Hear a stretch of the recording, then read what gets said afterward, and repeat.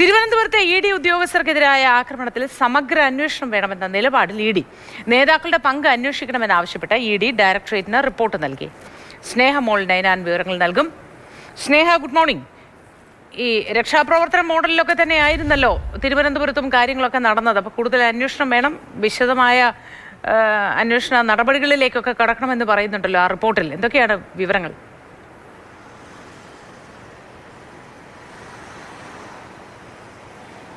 Moti, E D കഴിഞ്ഞ ദിവസം 12 സ്ഥലങ്ങളിലായി raid നടത്തിയപ്പോൾ അതിലൊന്ന് എന്നത് പ്രതിപക്ഷ നേതാവായ പിണറായി വിജയന്റെ വീട്ടിലായിരുന്നു. വീണ വിജയൻ പ്രതിപക്ഷ നേതാവായ പിണറായി വിജയന്റെ വീട്ടിലാണ് നിലവിൽ താമസിക്കുന്നതെന്ന് കണ്ടാണ് ഇ ഡി അവിടെ റെയ്ഡ് നടത്തിയത്.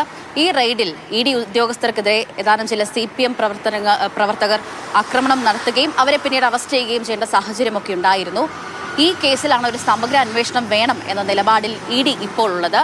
പ്രധാനമായും ഇ ഡി പറയുന്നത് ഈ കേസിൽ നേതാക്കളുടെ പങ്ക് പരിശോധിക്കണം, അത് അന്വേഷിക്കണം എന്നതാണ്. അപ്പോൾ ഈ സമൂഹ മാധ്യമങ്ങളിലടക്കം വലിയ തോതിൽ പ്രചരിക്കുന്ന ഒരു കാര്യമെന്നത് ഈ നേതാക്കൾ ഈ അറസ്റ്റിലായ CPM പ്രവർത്തകരിൽ ആക്രമണം നടത്തിയ CPM പ്രവർത്തകരുടെ വീട് സന്ദർശിക്കുന്നതൊക്കെ വലിയ രീതിയിൽ സമൂഹ മാധ്യമങ്ങളിലടക്കം ചർച്ചയായിക്കൊണ്ടിരിക്കുകയാണ്. അപ്പോൾ ഈ ആക്രമണങ്ങൾക്ക് പിന്നിൽ അല്ലെങ്കിൽ ഈ ആക്രമണം തൊടുത്തുവിട്ടത്, അതിനാഹ്വാനം ചെയ്തത് നേതാക്കളാണ് എന്നതാണ് ഇ ഡിയുടെ ഭാഗത്തുനിന്നും ഉള്ള ഒരു വിശദാംശം എന്നത്.